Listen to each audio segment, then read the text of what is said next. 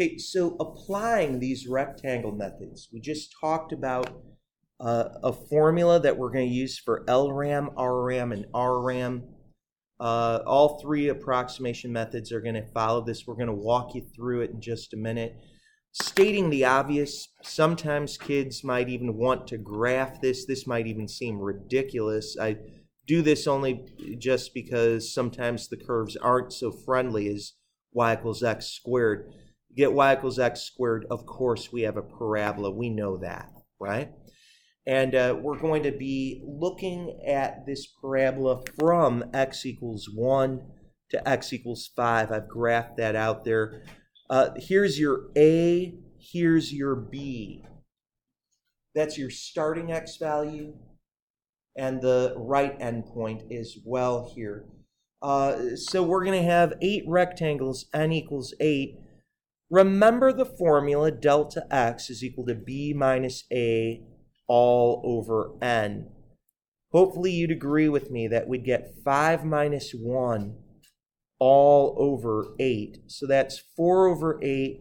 Would we agree that that's really 0.5? Now, what I want to tell you from the very get-go here, God bless you, is that this is where you're going to be drawing your rectangles. I want to make something super clear to you. I don't expect you to literally draw 8 rectangles. By the way, some of the homework problems, they might say draw 20 rectangles or 100. Obviously, you're not going to draw that. What I do want you to do is to draw the first rectangle and the last rectangle for each of these methods. So, for example, if we were to take a look at, say, letter choice A, if we were to do LRAM, and if we were to say, let's envision that we're going to create 8 rectangles, but the left endpoint is going to determine where we're going. So, look, I'm going to draw my first rectangle right here. I'm going to draw my last rectangle right there. Look, my last subinterval was from 4.5 to 5. And as you're looking at this last subinterval, it's the left endpoint that determines how tall it gets. Now, of course, I'm going to add up the area of these 8 rectangles, and this is where it can get maybe a little bit intimidating for kids. They can think, how in the world do I do this? Answer, look up on top, up on the screen. We're not going to actually write sigma out the way that we saw right here in the same general sense. The calculator is going to allow us to write this out instead. We're going to say sum, sequence. And then we're going to need an area expression. It's base times height that you're always going to see. Every one of these rectangles, pardon me, every one of these rectangles has what for its base? 0.5. And then you'd say, well, what about its height? Well, you know what? The height's always determined by y, isn't it? And you could say, well, that's really x squared. It's 0.5 times x squared. Then as you follow up here, you're always going to have to say, what is your independent variable? We're going to say that's with x. What was your first left endpoint that you used to determine a height? That's why I want you to draw your first rectangle and your last. What's the first left endpoint that you ever had? 1. What's the last one that you ever see? 4.5. Kids might say, what are you doing right here? I'm doing my start and my end. My first left endpoint, my last left endpoint. Guys, the step will always be delta x. What did we find delta x to be? 0.5. So how do we do this quickly? Like this. We get the calculator up, And we're going to do a second quit. Now, if you want to know something really cool, every function on the calculator, every little tool is under catalog. Look at 0. If I hit second 0, I'll go to catalog. And I'm looking for sum, so I'm going to actually hit this S button. It's right above LN. And when I hit that, I go to the S's under the catalog. And I need to go down to sum. So I'm going to do that real quickly. Just have to, maybe it would have been quicker for me to go to T first, in hindsight, right? My goodness, there it is. And then we need to get to sequence. Well, here we go again. We can go to second catalog. And you know what? This time I'll hit S again because it's not quite as far down. SEQ. So I've got my sum sequence. I need my base. That's always delta X. Always. Times. Now you could type in X squared, or if you've already graphed it, you can go vars, y vars, and hit y1. Especially if your function was ugly and if you wanted to graph it. So I'm going to say comma x,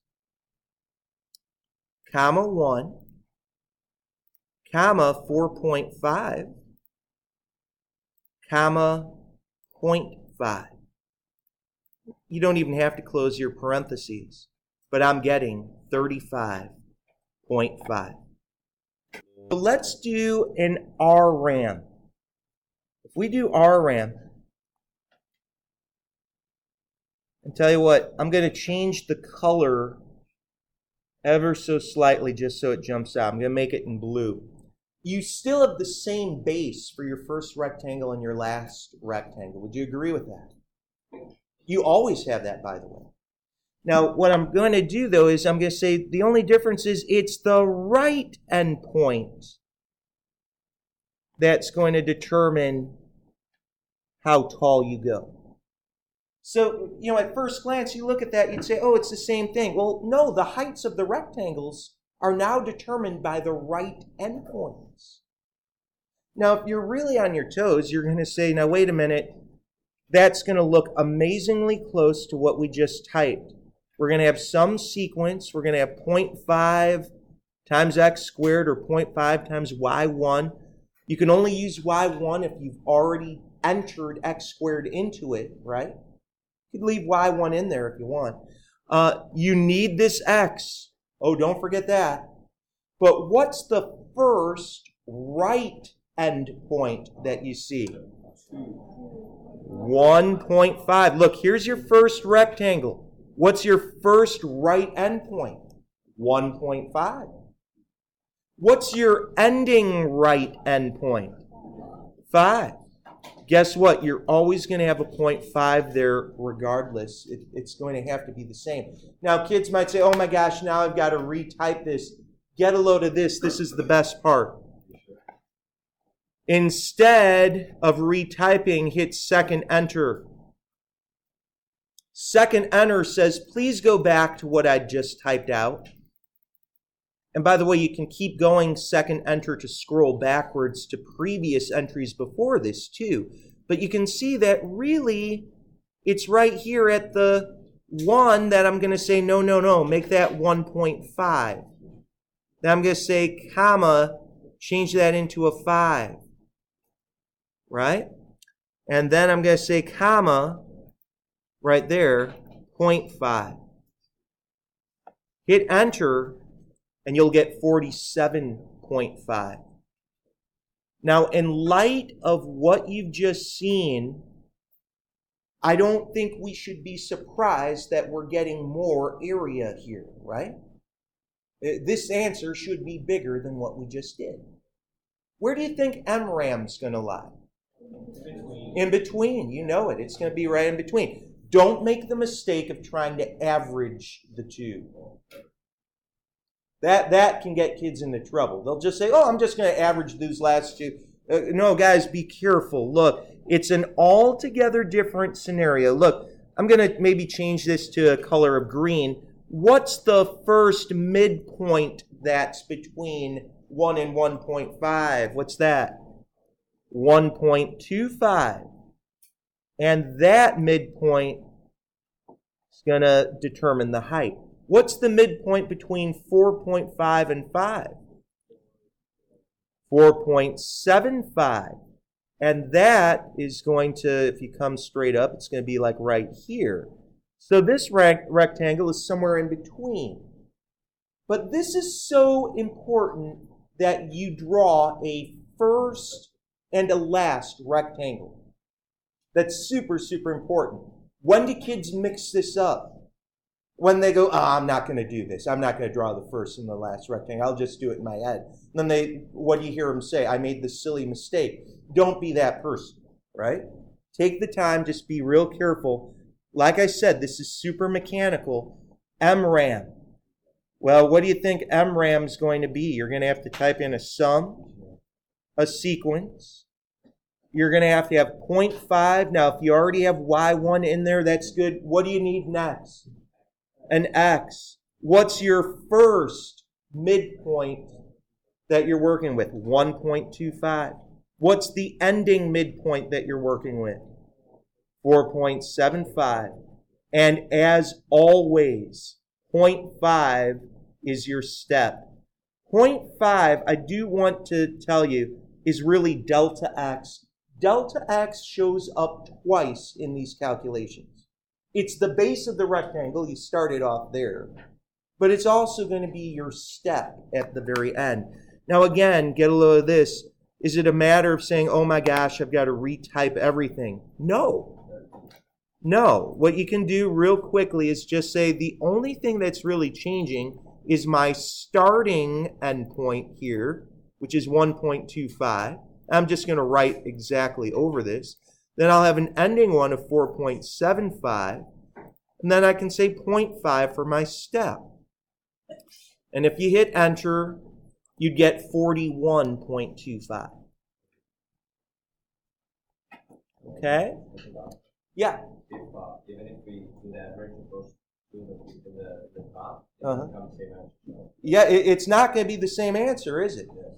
You might just luck out. Sometimes kids will say, ooh, I averaged an LRAM and an RRAM. That's actually something very different. We're going to study that later in the year. It is another approximation method, but it's not MRAM. Okay, so be careful. It's not just adding LRAM and RRAM together. Never do that. Just take your time and draw your first rectangle and your last one. All right, I'm going to end this video right here. We're going to have a third video for our last example.